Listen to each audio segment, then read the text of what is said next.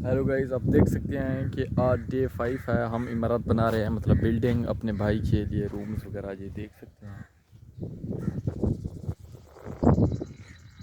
यहाँ पर हमने ये ईंटें उठाई हैं, इधर फेंकी हैं, तो यहाँ पर हम मिट्टी डलवाएंगे ताकि ऊंची हो सके इमारत।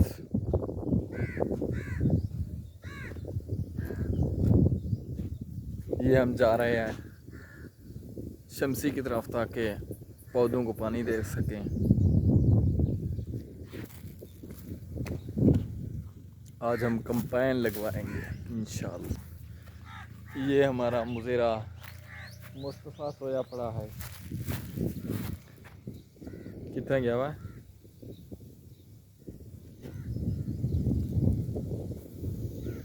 ए बेटे,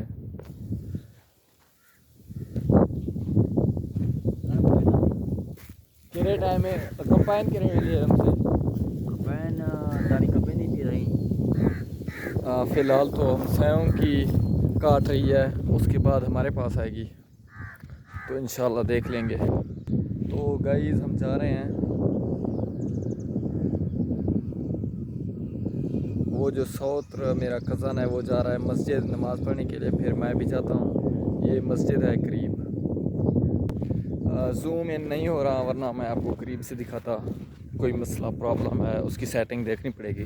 तो गाइस अभी हमारे पास कोई डब्बा नहीं है पानी देने के लिए।